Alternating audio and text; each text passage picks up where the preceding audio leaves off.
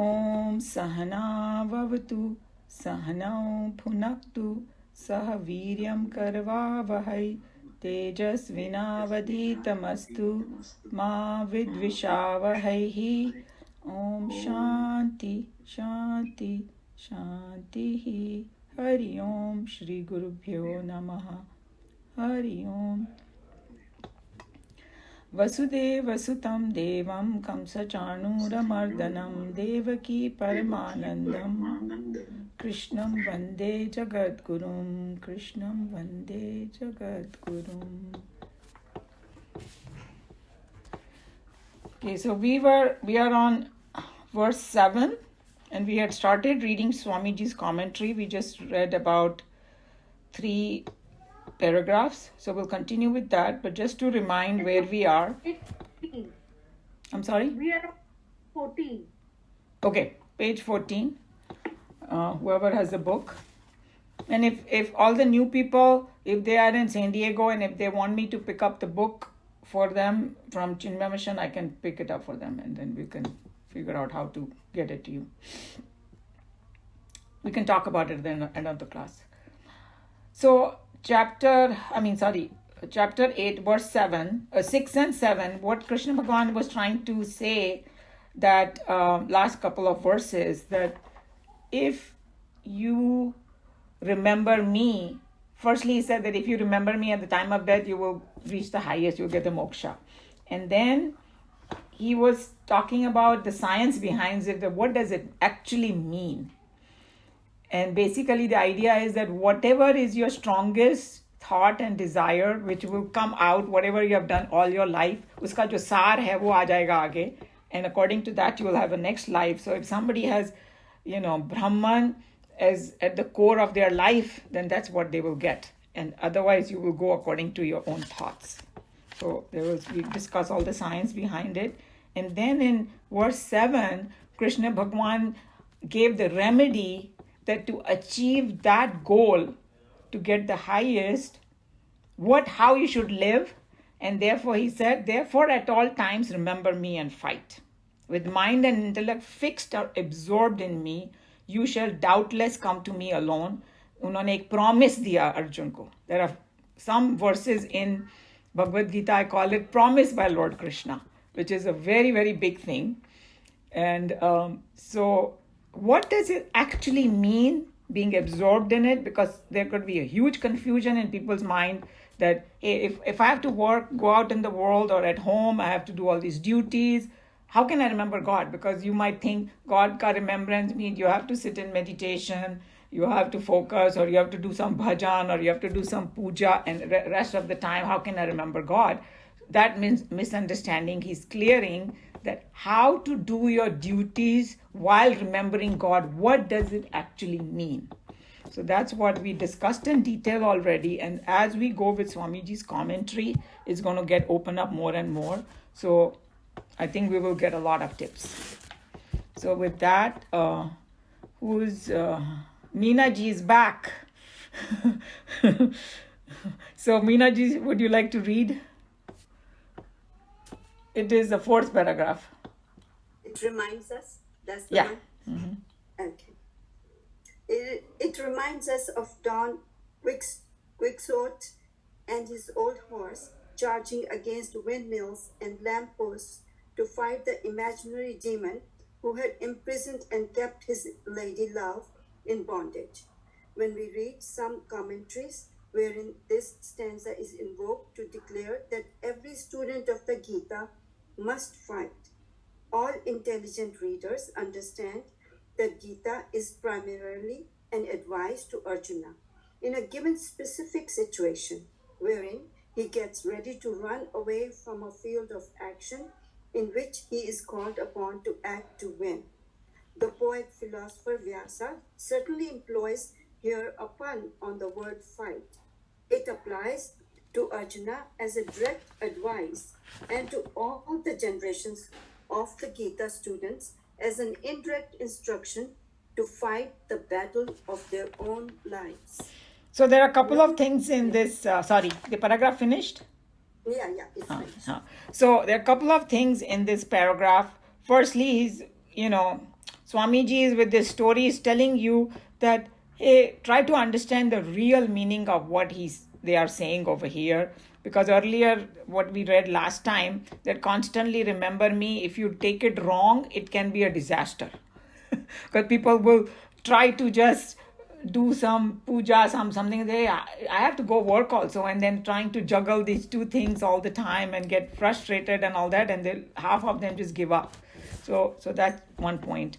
And second thing that we had discussed it already, that if Krishna Bhagavan is telling Arjuna to fight, it's saying because he was a soldier. So for us, it's like, go do your duty. And then the other symbolism over here is, in some ways, everybody is fighting in their life, in a sense. If we all feel like a battleground once in a while, our life, there are so many things are thrown at us, and and all that. So you can take it whichever way you want, but idea is that whatever your main duties are, go ahead and do that, not run away from it. No religion can continue. Sorry, Samirji, you had a question? You have to unmute, please. Yeah, not a question, but a comment. Since we mentioned that Arjuna was under Moha, that's why Krishna said... Under what? I'm sorry? Pardon? What? I'm sorry, can you repeat last line that you said? Yeah. Since Arjun, Krishna is advising Arjun, and Arjun's specific case is that he has been overtaken by Moha. Right.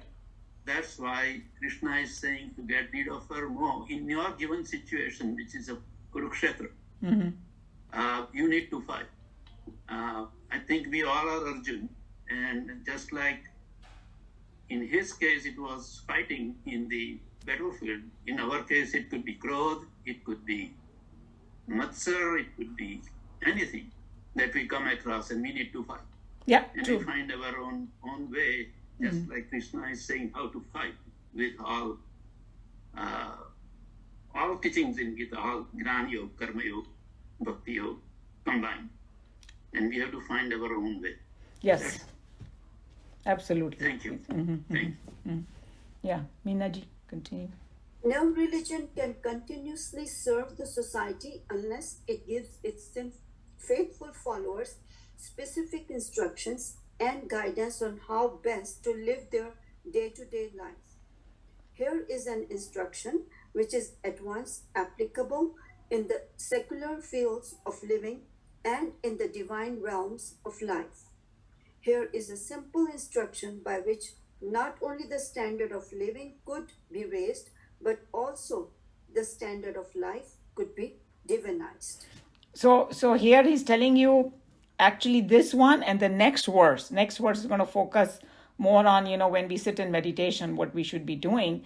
Both ways, Krishna Bhagavan is giving a simple instruction.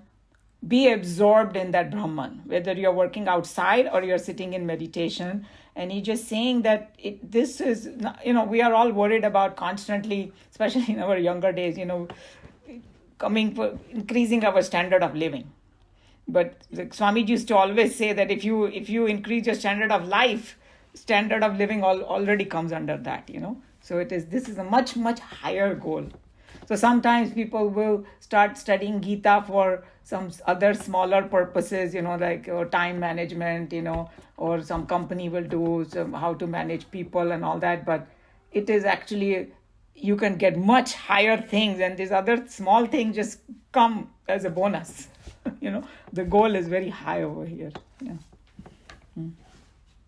There are many who suspect that this method of splitting the mind between religion and life is detrimental to true success in either of them.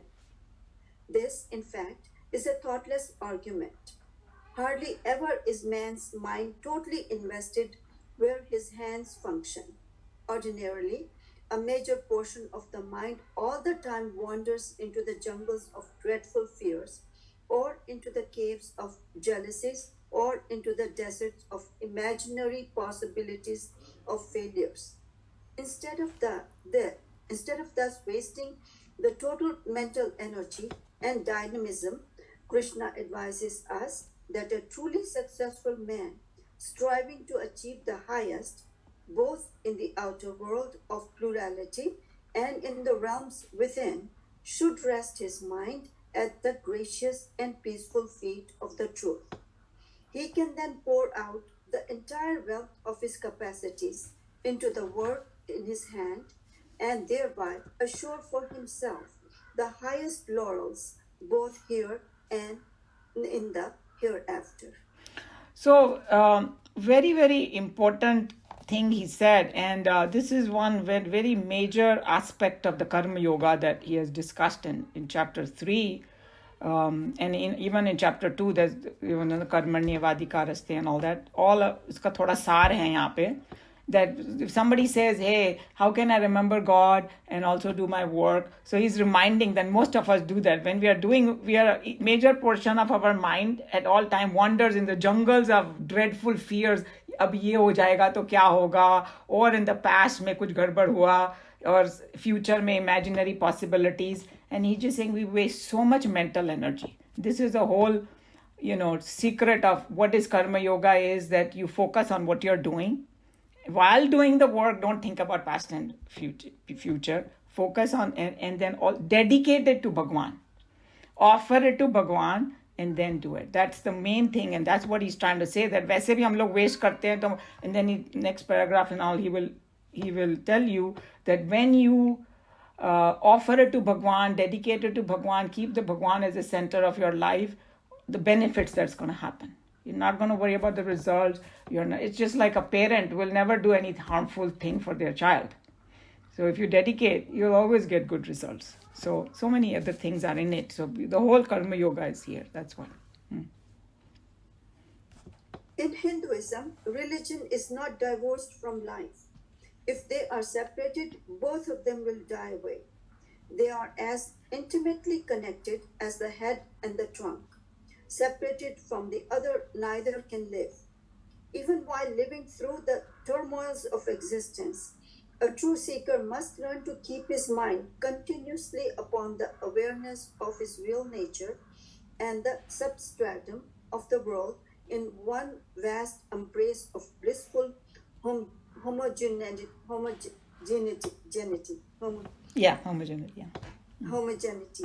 This is not difficult, nor is it impracticable.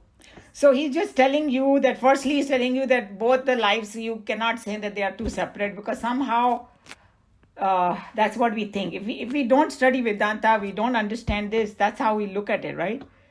Oh, I have to go to the mandir, I have to do this, or I have to do this anushthan. All that is great, but rest of the time you have to be spiritual too, otherwise it's not going to work.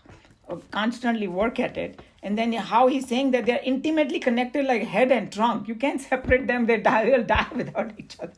How he strongly is telling you. And then he's saying that this is not impractical. And now he's going to give you some beautiful examples that we have discussed in the past, also in other contexts, but you will see.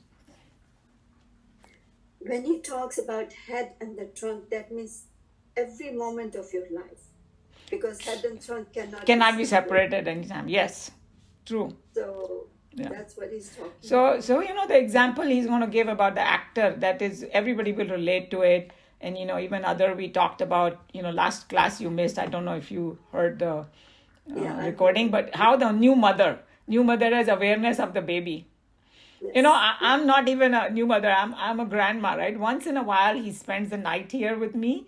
And believe me, in my whole night, I'm like aware of, if he thoda bhi wo chew karega na, mere ko malum ho jata hai. So when you have that responsibility, you have that awareness, Yeah. And the good example was of the matka that was very good. And in a modern day, and how we drive, and we do other, we are talking to people, maybe listening to music, but that awareness of driving is primary. You can't make a mistake on a road. Right? So all those, so that means it can be done. Yeah. An actor playing the part of a king in a drama can never completely forget that he has a wife and a child in his own house and on the outskirts of the city. If he forgets his personal identity and acts as the king even outside the stage, he will immediately be segregated and moved into a lunatic asylum for the safety of the society. He's efficient as the actor because he constantly remembers his own real identity. Similarly, even with continuous cognition of our divine nature, we can act in the world without any hindrance and thereby add a glow to our achievements and soften the reactions of any disappointments that we might meet within life's pilgrimage. This is hard in a sense. Actor का हम लोग को समझ में आता है, but we forget that we are also in some ways actors on this earth. We are playing different roles, but this is such a powerful example. The reason the actor can act really good because he knows that actually में उसको कुछ नहीं हुआ है. He can act as a beggar, or he can act as a king, or a sick person, or dying person, does not matter. जितना ज़्यादा वो secure होएगा उतनी अच्छी acting करेगा वो. अगर वो सचमुच उसको लगा मेरे को कुछ हो रहा है, he won't be able to act. So such a powerful example. So we are that Brahman, and nothing as bad has happened to us. All those things, whatever we have learned, the entire Vedanta comes under this. That if we remember that, how much more relaxed we will be. True, yeah. Otherwise, we are like lunatics. Right? Exactly. Absolutely. Yeah. And sometimes, experience se bhi pata chalta hai, right? That's why they say, if the older people are wiser, the grandma type, koi teenager, oh, my life is coming to an end, koi dil toot gaya, ye ho gaya, and the grandma will say, kuch nahi hua. She has seen it all. Yeah. So that's another aspect to it. But anyway, here they're talking of something much bigger. But if we can that's why the remembrance is, that word is so important. Right? That's true. Yeah, that if you remember who you are, the whole dynamism changes of your life. Oh, yeah. Your thought process changes completely. Yeah. And that's what it is. Yeah. A truly educated man never forgets his education. It becomes part and parcel of his very nature, and every thought, word, and action of his, he brings out the fragrance of his education. So too, the man of constant awareness will act in the world as a mastermind, all his actions soaked in selflessness, and his thoughts flavored with love, and all his feelings matured in kindness. This is the secret with which the Vedic civilization enchanted the world of its time and completed the adoration of all later generations. My grandson just walked in. Oh. I think he's doing class. Okay, so this is another beautiful example that an educated man never forgets his education. So, how he conducts himself in the world, that he will always have that education behind him. He doesn't have to constantly walk around with his degree. See what I'm saying? But that will never go away. Or if you know a language, you can stretch these examples of whatever you know, that's how you will behave in the rest of the world. A cultured man will behave like that. Uncultured man will behave in the way. You can't take that away from him. I think this is also even more powerful example. That if you are soaked into that idea of Brahman, and that's what we are trying to do through these chapters. It started from chapter 7 and it's going to continue until 12th chapter. That hey, who is Brahman? So as we learn deeper and deeper, we will have more remembrance. We can't get away from that anymore. And now, after the next verse, after 2 verses, the Kavi Puranam wala jo hai, it will give you such beautiful pointers who Brahman is. It already starts very, very poetic, very beautiful. So when we come to that, but this is a very good example about education. I guess as we go along, we do in our actions before we actually become that, because our actions show. Because once we learn so we grasp some of it. I mean, at least we should try to grasp and put into action whatever we have learned. Yeah, So, and if you are, I guess what you're saying is first we have to deliberately put in the action, right? Yeah, and our thoughts also. So direct our thoughts so they become one with us. True. So, the people who have become established in that, then you go back to the chapter 2, Lakshana Sthita Pragna. Hey, how do they behave once they have? That is true person who is soaked in it. Then he's not bothered about anything. He moves about in the world. He's not avoiding anybody. He is always some in his mind. There are so many great characteristics. फिर सहज में होगा. But you are right, in the beginning, जैसे बोलते हैं ना, you fake it until you get it. Something like that. There is some saying in English. You fake it until you make it. Sorry, that's the saying. Yes. Yeah. So in the beginning, we have to deliberately try to remember. And I think in our study group, we used to joke about it. How do we remember? So one of my friend told me, she works on the computer all day. She said, I have put some kind of a little cartoon that comes every hour to remind me, about God, Or I think in the Muslims, the 5 waqt namaz padna is exactly the same thing. That why do they do that? They're remembering God, But if you remember a wrong God, then you might do wrong things. That points will come. But if you truly remember God, then that's what you will be soaked in. Or in our Shastras or whatever, they tell you to do Sandhya 3 times a day. Right? Morning, afternoon, and evening. It's the same concept. Or, like खाने के पहले भगवान को याद करो. That is the simplest thing. बोला कि संध्या नहीं भी करेगा, कुछ नहीं खाएगा तो जरूर ना. So उसके पहले भगवान को याद कर लो. Whichever way. But then, remembering in the correct manner. Yes. That's the main thing. That's what Nikhilananji stressed upon a lot. Your own idea of Bhagwan may be all twisted, but Shastras are telling you exactly how to remember him.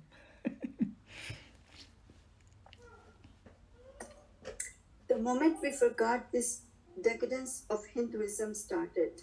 Even the greatest heroes like Arjuna become historical creatures, psychologically shattered and intellectually incapacitated to meet the challenges of life.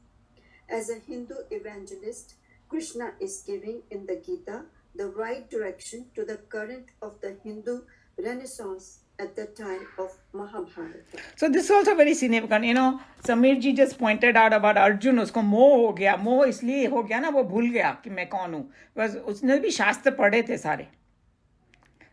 He was very well versed in the Shastras, and the chapter 1, he's quoting the Shastras and telling Krishna Bhagwan, why the war is so bad and this and that, and it will create so many problems. वो सब शास्त्र से पढ़ने से उसको मालूम था. But कितना नुकसान हो सकता है when you forget. He said that the greatest hero like Arjuna became hysterical, psychologically shattered, intellectually incapacitated to meet the challenges of life. So, you can really downfall much, much deeper if you don't have this kind of understanding of the world and God and what our relationship with Him. So that means just the Shastra reading is not enough. No. That we have to apply, till we apply. Firstly reading, understanding, then applying, then you will see the results. Yeah, and that's where it happened. I think the best example about that, very simple one, that is if you have a headache and you bring a Tylenol from the store and just keep it on your shelf and read all the instruction but never take it, your headache isn't going to go away. That's it. Bring the Shastras, you can quote it, you can recite it, you can do all kind of dhamal, but nothing is going to happen until you do it. True. When an individual has thus satisfied all reasonable calls of duty made by the society on him, he not only becomes a faithful member of the society, but also evolves culturally until at last he comes to soar to the highest in his spiritual stature. Yeah, so... Yeah, because I got a little disturbed. My son came in because there's a little something going on outside. Anyway, so with the when the satisfied with all reasonable calls made by the society on him, he not only becomes faithful member. So he's talking about that both ways. Remember, I told you that even in Taittiriya Upanishad, it's coming that outside world, inside, are both are equally important. So you cannot spirituality mein you cannot ignore one over the other. The people who take sannyasa and go in the gufa, that is their calling. We can't compare ourselves to that. No matter who you are, whatever you have decided to do in your life, you got to fulfill that too, whatever you have taken upon. So both ways with this remembrance helps in both. That's what he's trying to say, internal and outside. And you will soar the highest spiritual nature too. This is not possible merely by putting on some marks on the forehead or by wearing the hair on the head in a particular fashion. So also, wearing a thread across the trunk is no guarantee for spiritual evolution. These physical paraphernalia can be useful only if we know how to make use of them. If I purchase a radio but live in a remote village where there is no electricity, I will enjoy no music in my humble hut. By consulting a mirror, a blind man cannot know the beauty of his face. Okay. So he gives such a beautiful example. That just because you have a radio but no electricity, you're not going to enjoy the music. Or a blind man, even if he looks at in the mirror, you need both. You need the eye and the mirror both. That's what it is. And then, these India में ढोंगी साधु कितने सारे हैं ना, because लोगों को साधु का वेश देख के थोड़ा सा रेफरेंस वगैरह आ जाता है, take advantage of that, जो ढोंगी लोग होते हैं. So you can be like what Chinmayanand ji used to say.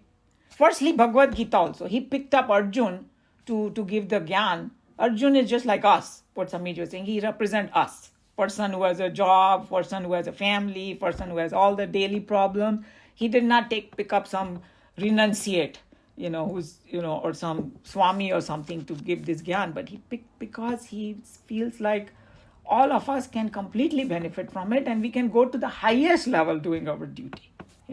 That is so important. And the outside marks don't have any meaning here, because there could be somebody in 3-piece suit working in downtown and could be self-realized.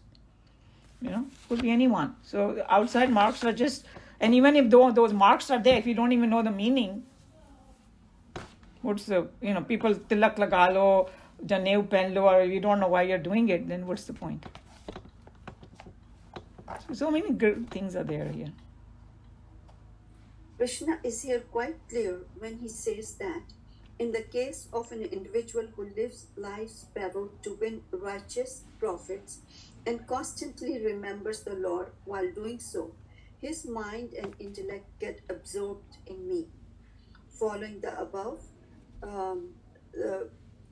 5 and 6. 8 chapter 5 and 6 verses, theory of as you think, so you become. You shall come to me. When once the mental equipment get absorbed in the self, through the process of constant contemplation on the self with single-pointed devotion. So this is the sar of it, that what does it mean constantly remembering, mind and intellect absorbed in it. And, that's the whole process. He from chapter 2 on, everything is going to be a repetition of the same idea, but presented in a more different way, so we can soak into it, or you can go much deeper into it. Whole idea is as you think, so you become. If you think about Brahman, you will become Brahman. What does it mean by thinking of Brahman? That you have to understand what Brahman is and be established in it. And from that vintage point, you work in the world. That's what the whole idea is. And then you will get with this is also called single pointed devotion. When people say, Ananya Bhakti, what does it mean? That's what it means. That just because I think for us, we study, we know, we kind of believe, but our 100% doubt abhi bhi gaya nahi hai. Right. No, it is there, yeah. Yeah. So because we read the question arise and you have to go back and think, or ask your guru, That's the only And the way we behave in the world, that also tells us that we are not there yet. You know, किसी ने कुछ बोल दिया, किसी ने ये किया, how our ego rises so quickly. All those things are part of it. So until that completely goes away, you know, but at least you will see that as we study Bhagavad Gita, as we try to experiment with it, we will get better and better. That's the whole thing. Any comment, question, or anybody want to add anything to this verse? Yeah, Samir ji. Yeah, I think in the verse 7, the arpitam word becomes very important. How to remember him all the time. And Krishna says, arpitam mana and buddhi. Dedicate your man and buddhi to me in every task you do. Whatever worldly tasks those are. No reason not to do the worldly tasks, but while you are doing it, you dedicate, arpit, arpan kar do, man and buddhi. And he will guide you what to do the right thing. I think that's what he's trying to say.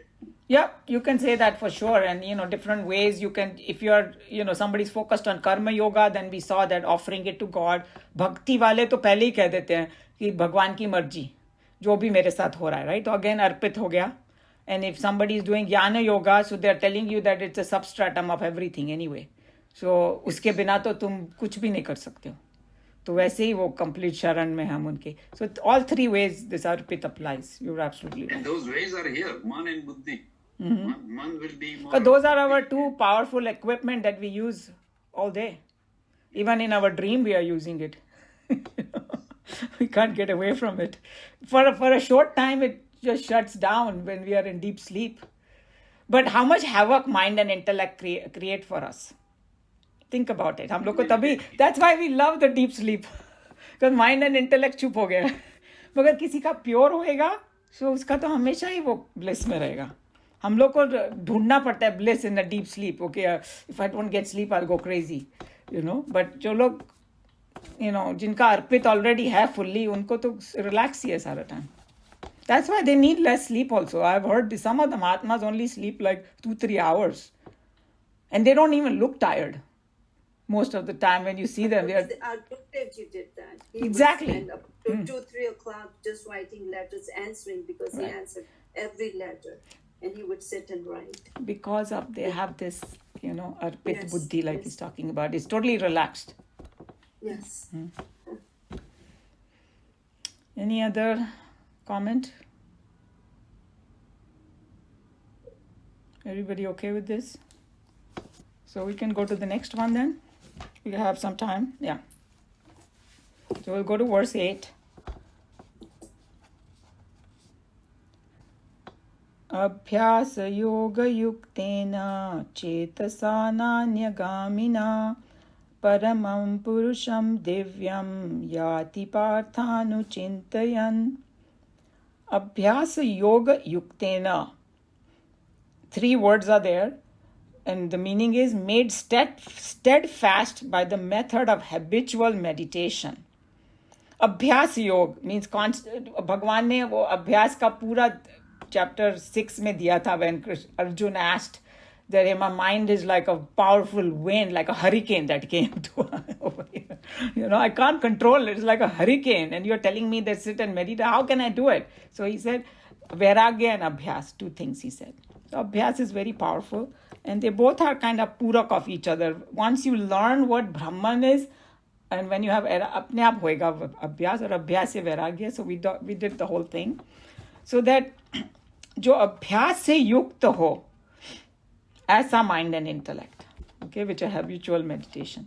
Chetasa with the mind, no is not anyagamina, moving towards any other thing. दूसरे चीजों में नहीं भटकना. Paramam, the supreme. Purusham. Purusha over here is talking about the God, that Brahman, and we have discussed this earlier today. Anilji is not here. That, you know, Prakriti or Purusha, isliye unko Purush kaha gaya. It's pointing towards that Brahman. Divyam, resplendent, you know, divine. Yati goes. Parth is Arjuna's name. Anuchintayan, this is also a very powerful word, meditating, and we'll see as we open it up more. So, first Bhagwan said that you remember me while performing action, right? That's what we did. And then how Nikhilananji was explaining this verse, and then Gurudev is also going to explain about, death of the ego and all that. He's saying that we should also find some time, to where we just focus our attention on the remembrance. And you can call it, some people may call it puja, some people call it, meditation, whatever your passion is, how you connect to God. But we should take out that time where 100% attention is on that remembrance. Then when you're not doing any other thing, it could be 20 minutes, half an hour. And if you have a lot of time, maybe an hour, whatever suits you. Okay. So this is what, and how here, there are a couple of words there. Let's look at it.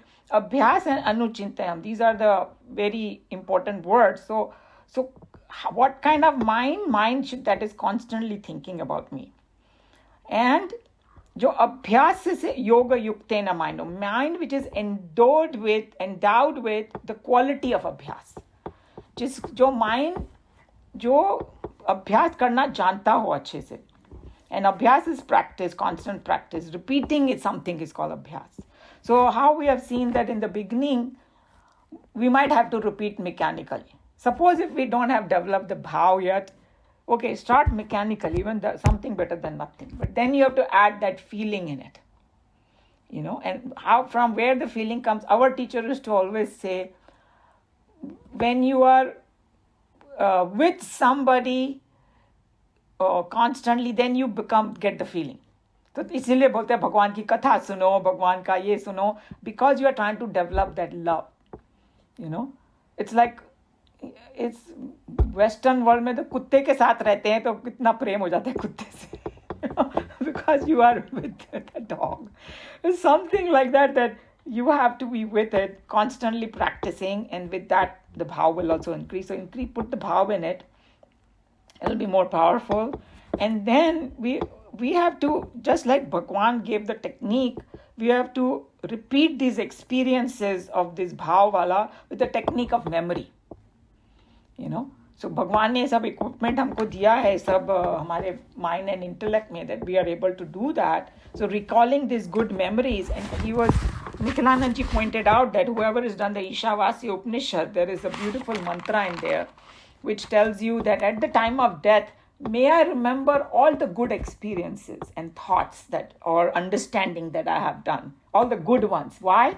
Because, and it says in the mantra that may I remember it again and again at the time of death, so that, this will help me in my next journey. Remember, Bhagwan said that whatever your thoughts are at the end, uske hisab se tumko janam milega. So if you have own exclusive thought of Bhagwan, then you will get the moksha. So what we have to do is we have to train our mind with this practice, constantly repeating Bhagwan's thinking of form or name or nature of Bhagwan, in that sadhana that we are talking about, which we take that extra time out to do that, to reinforce these things.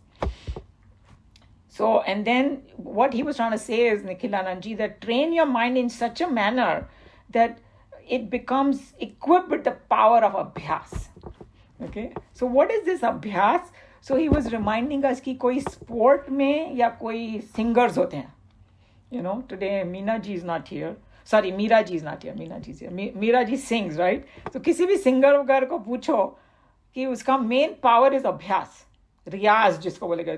सुबह उठ के शुरू हो जाएंगे वो लोग घंटों. And even sports में कितना प्रैक्टिस करते हैं, कितना before they do the game, that's all they are doing constantly, and then they get so good at it because they are so well equipped in that अभ्यास. हम लोग को थोड़ा अभ्यास करने में मुश्किल होती है, but if somebody can get that knack of abhyas, they got it already, because abhyas will lead you there. So then how he was saying that once that abhyas becomes strong in you, then things happen without effort, literally. सहज में होने लगता है एकदम काम. किसी ने physical अभ्यास बहुत किया हुआ हो, उसको कि फिजिकल काम बोलो 2 मिनट में कर देगा वो. कुछ उठाना हो, कुछ करना हो. हम लोग की हालत खराब हो जाएगी because we don't have abhyas in it. But if, or cooking for women, or whoever loves cooking, if somebody has done it day in and day out, you tell him to do, he'll do finish in 5 minutes. Other people might be sitting there for half an hour trying to figure out what to do. So in the worldly sense also, we know what abhyas can do. And then he, Nikhilanandji was talking about his own experience. He said that, when they do that course to become the acharya for 3 years, he's saying that every day they have to chant certain things. Chapter 15, खाने के time पे they do it, the whole chapter 15, or Purush Suktam, or, Taittiriya Upanishad also, it seems that they do a lot over there. I didn't know that. Vishnu Sahasra Naam and all, वो इतनी बार repeat होता है कि फिर suddenly when you sit, कुछ effort नहीं करना पड़ता है, अपने आप निकलने लगता है मुँह से. Like a lot of us have Hanuman Chalisa memorized from the north. हम बचपन में हमारे पेरेंट्स ने हमको बोला करो सुन के करके उसमें 40 है, लेकिन हम लोग सोचते नहीं है कि मुझे याद है या नहीं. एक बोला तो अपने आप दूसरा आता जाता है. That's called abhyas. So, it's there, but we don't think about it. So he's saying similarly, when we have the abhyas of remembering God, thinking about God, then even at the time of death or something, we are unconscious or some accidentally we die, something automatically will come because abhyas kiya hua hai. Okay, so he was just telling you. So, and then another way he put it, that we understand his worldly language, that we are tuned to it. That abhyas, we are tuned to it. And he gave an example of a missile, like a targeted missile, जैसे locked होती है ना, कि all the Puranic stories are there also, and now we have this technology. Now again it came about, it was there before also. Fix on a target and send a missile, is going to chase it until it gets it. Means it's locked on the target. Same way saying that if your mind and intellect is locked in that Bhagwan's target, if subconsciously it's there,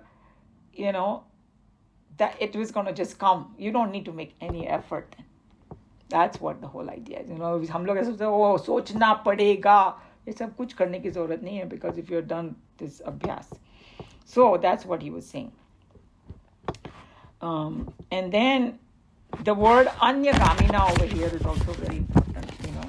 The mind that is not going anywhere else, single pointed focus, means at a very core of it, you understand that Bhagwan and Brahman so deeply, nobody can shake that belief.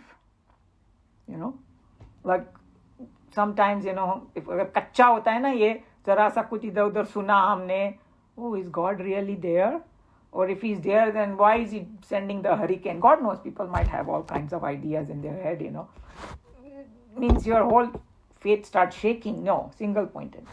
And then the word anuchintayan, the one who constantly thinking and meditating on that supreme, that's what it means.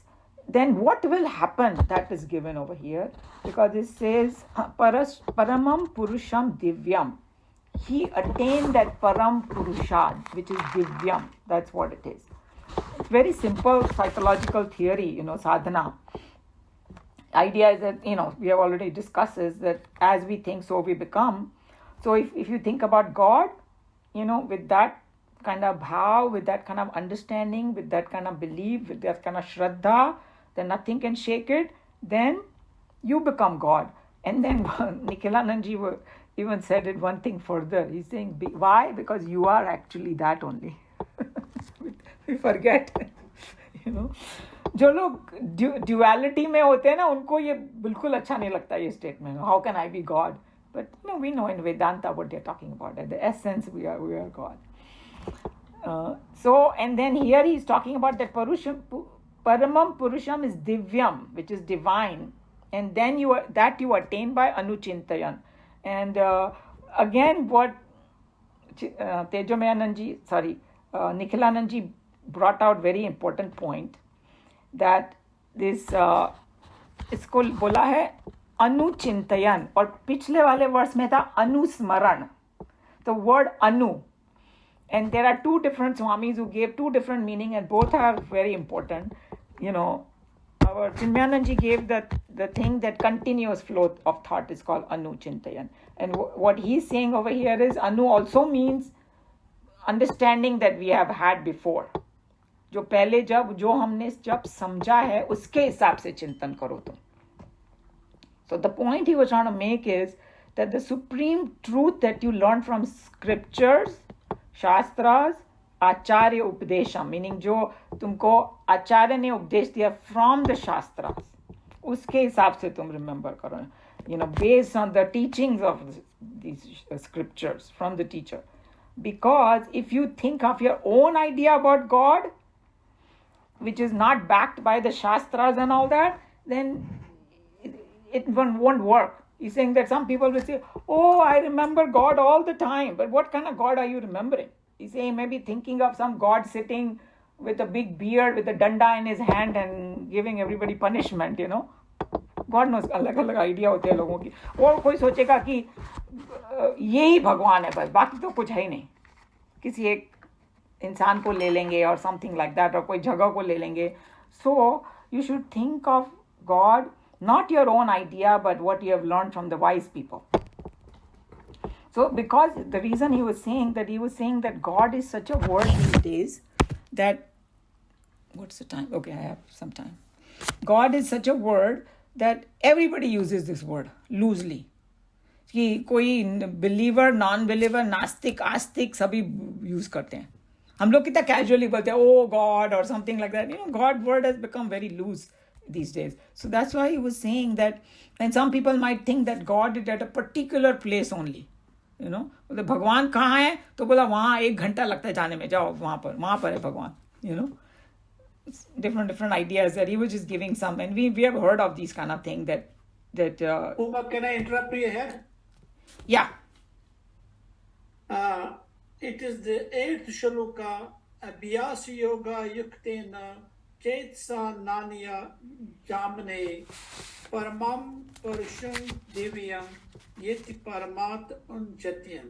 If I understood what it says, he who meditates on me as the supreme personality of Godhead, his mind constantly engaged in remembering me, undeviated from the path, he, O Partha, is sure to reach me. Yeah, that's the word meaning, and we are going in detail that what does that Anuchintayan mean? What does that Purusham Divyam means? And I actually am meeting today the head of this this mission. You're talking. So if what I have read is that in this verse, Lord Krishna stresses the importance of remembering him. That is, if you go back to Shaivism, that shows that merging of consciousness into superconsciousness, that is the Shlok 8 of this chapter, contemplating. And then he says, one's memory of Krishna is revived by chanting the Maha Mantra, Hare Krishna. By this practice of chanting and hearing the sound vibration of the Supreme Lord, one's ear, tongue, mind are engaged. This mystic meditation is very easy to practice, and it helps one attain the Supreme Lord. Pronunciation is not correct. Purusham Paramam Divyam, yes. Means enjoyer. Although living entities belong to the marginal energy of the Supreme Lord, they are in material contamination. They think themselves enjoyers, but they are not supreme enjoyer. Here it is clearly stated that the supreme enjoyer is the supreme personality of Godhead in his different manifestations and plenary expansions as Narayana, Vasudeva, etc. I can keep on. Yeah, I know. I think you are reading it from Prabhupadaji's book. Am I correct? Yes. Yes. Yeah, that is right. So I have that book also. So this is what it is. You can call it Krishna. You can call it Shiva. You can call it whoever you want to. You can give your own name. That does not matter. The principle is that matter. So in Hare Krishna, obviously, they look at Lord Krishna. And here in Bhagavad Gita, we do it too. But Krishna, if we think... Let me finish yeah. two lines. Okay, sure. My point is this thing that, what I understand, I'm not authority in the field, I'm trying to understand is that the ultimate goal is, there is a verse in Kashmiri, I can't translate in Hindi or in English accurately, that whatever you see outside is basically inside in you. If you contemplate on your inside and you dance with your inside, you achieve the supreme consciousness. That is the ultimate goal, if I understood. True. From this. So we have gone, since you joined so late, we have discussed and we have done some couple of other Upanishads also. So what you're trying to say, it's like ocean is there, right? Now, whether you worship the whole ocean or you take one drop and do, in the essence, they are the same. Is that right? The H2O. What, if I understood, I'm hearing only the commentary of Lakshmanju, who translates the Bhagavad Gita in English. Actually, it's a commentary coming from the California every Saturday. If I understood, my apologies, I'm not the authority here, I'm just trying to learn. It is just more you go inside, better you know what you are. It is not that you see somebody doing good deeds, somebody is doing bad deeds, somebody. Those things will always happen. That's what this whole world is. But if you go inside, how to go inside is the whole yoga process. So in this 8th Shloka, if I understood, Prabhupada is one side, trying to read from different things, is just what they said in that, if just focusing on your breathing, and if that breathing is the soul energy, and now everything manipulates a human whole thing, is where we are heading to. I think what you said is correctly, that everything, whatever you do, but major point is go inside. Because you have got yama, you have got niyama, you have got pratyahara, you have got pranayama, you have got dharana, you have got dhyana, you have got samadhi, and you have got moksha. These 8 steps you go through, but finally is go inside. I aspire how to learn to go inside. That is why I'm more and more interested to listen. Sorry, go ahead. Okay, so this is what we'll do. I'll finish my thought, and then we will today, obviously, we won't be able to read. So the way we do the class, that way we have a good flow, that after I finish explaining everything, because sometimes what happens is you might have a question, it might get answered when I finish the whole thing anyway, and then we will do the discussion. That way it kind of, the class remains at a good flow. So, but I will definitely give time. No, that's fine. Whatever you are bringing in, we have all discussed all those things. See, what it is why Bhagavad Gita is so popular, because इसमें हर एक को अपनी अपनी झलक दिखाई देती है. Because सबका माइंड और इंटेलेक्ट अलग मटेरियल का होता है.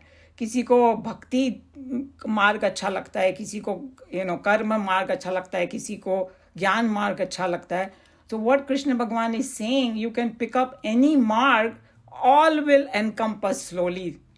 कि कोई ज्ञान में जाएगा उसको अपने आप भक्ति मिल जाएगी, जो भक्ति में जाएगा उसको अपने आप ज्ञान मिल जाएगा. So what you are thinking of is that, some people like to do that meditative thing. You can reach through that too. And this particular verse is focusing on meditation. In the beginning only I said that भगवान ने बोला कि जो भी तुम काम करो उसमें मुझे मत भूलो. And then he explained that what that nahi bhulna means that even at unconscious, subconscious level, you are soaked in that truth. That is what he's saying. And then you take out some time during the day to do exactly what you said, and that is that this verse is focused on. But what my thought process over here, I was bringing Nikhila Nanji's thing. Then when he said that तुम अनुचिंतन करो, when you remember what the true meaning of God is, and not some my own idea about God, which may be wrong and it will not give me the results. That's what he's trying to say, that a good understanding, a real understanding of God, you can learn from Shastras, from wise people. And that's what, because God is not just, some people might think God is in this image, or God is at this place, but God is much beyond that. It's not just in one particular time or one particular image. Or some people, when Krishna Bhagwan says, come to me, bow down to me, And some naive people say, why Krishna is so egocentric that he's saying, mere koi bow down karo, mere koi karo. Hey, he's not talking about Krishna as a body, for God's sake. He's not Krishna as a soul. Okay? Soul of everybody. Soul inside. Yes. Inside. And that soul is, and as we go in the chapters of Bhagavad Gita, he's going to make it very clear. And we did Kathopanishad, that the same, soul is within us. It's like a space. You cannot cut the space. No, it But starts with Aham Brahmasmi. It starts with Aham Brahma. I'm the manifestation exactly. So the people who have come long enough, they have this understanding in the class of exactly what you're saying. We have discussed it many times. And then coming back to this particular chapter, we already learned that Arjuna asked the 6 questions, right?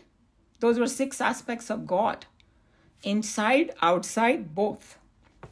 And as we are going to go into Taittiriya, it's exactly the same thing. Whether inside world or outside world, it is the same. That kind of understanding. So to help us to do this Anuchintayan the correct way, okay, the next verse, Bhagwan gives pointers. So we will be doing that next time. Kavi Puranam Anushatistaram. He will give you, many different pointers what you can meditate upon to achieve this goal. Doesn't it say also that nothing is good or bad, but thinking makes so? Of course. I mean, in the world, you might think that something is good and the other might be totally bad. Right, that's what I'm saying. Yeah. He leaves totally up to you finally. Yes. Because one beauty about Gita is he makes you a seeker.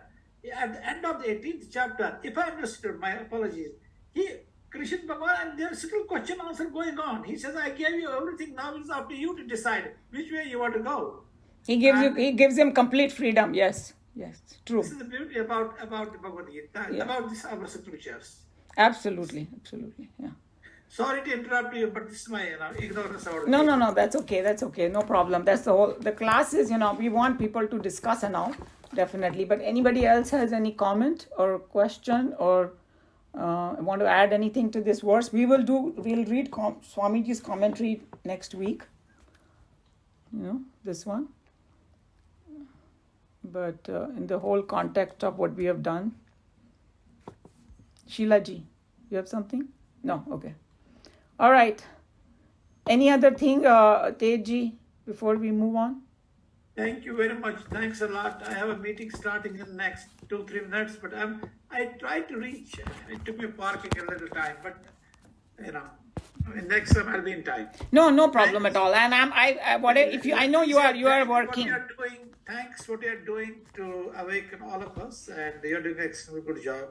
Thank you. My sincere namaste to all of you. Next week we'll meet again. Okay. All right. Hari Om Amma ji. हाँ बोलो Krishna ji. Next time you should ask him what does he mean by go inside. Yeah, I think that he's talking about meditating on that self inside. Yeah. That's what he was mentioning. That's what I think. And but one should know what is the way of going inside. Of course. Not just to, कोई भी path में आप जाओ उसको पूरी तरह से समझना तुम्हारी responsibility है. समझना चाहिए. हाँ. Yeah. So that's what it is. कुछ नहीं होगा. Yes. So by the भक्ति मार्ग कोई बोलता है वो भक्ति बहुत आसान है. हमारी टीचर क्या बोलती थी? भक्ति इतनी आसान नहीं है जितने तुम सोचते हो. Because उसमें जो full surrender चाहिए ना वो आता नहीं है इतना जल्दी. हम लोग खाली भजन करने से को भक्ति नहीं बोलते हैं. बिकॉज तभी चैप्टर 12 में आया बोला कि तब भगवान ने भक्ति की बात भी नहीं की तब तक जब तक पूरा बता दिया कि कौन है भगवान, उसको पूरा विश्व रूप दर्शन दे दिया, उसके बाद उसकी भक्ति फूटी है. उसके पहले उसका सरेंडर पूरा नहीं था. टोटली गुम होना है उसमें. और जब हम लोग आएंगे ना चैप्टर 12 में, तो जब मतलब अर्जुन ने जो प्रार्थना बोली ना, एकदम डिफरेंट उसका भाव था, एकदम डिफरेंट. बिकॉज तभी उसकी भक्ति जागी. So like bhakti marg ho, dhyan marg ho, karma yoga also. So I'm doing karma yoga. Swamiji used to say, some people, they think that being a workaholic is a karma yoga. Not at all. You can be doing 24 hours something, and it may not be karma yoga at all, because you're not offering, you're not surrendering, you are constantly worrying, things like that. It's not karma yoga. So it's if we pick up a marg, it is our responsibility to fully understand and see if I'm tuned to it or not. Because if I'm not tuned to it, if I copy somebody, we have discussed in the class, somebody is doing bhakti और ये तो बड़ा simple लग रहा है, मैं भी यही करूं, तुम्हारा मन वैसा नहीं होगा तो तुम कैसे करोगे, राइट? सो वो आपने जो बोला कि वो एक जरूरी बात थी. We can't go only on words. Yeah, No, we cannot. We have to understand it from very depth of it, and you have to understand the whole. उस मार्ग में क्या कठिनाइयाँ आती हैं, उसको कैसे पार करना, all that, That's why they say that the shastras are like GPS. It tells you how to go, where to go. That's true. Yeah, true. Okay, so I'm going to close Bhagavad Gita here. Sarva dharman parityajya mamekam sharanam vraja aham tva sarva papebhya moksha ikshami ma shucha. Hari Om. Shri Gurubhyo Namaha. Hari Om.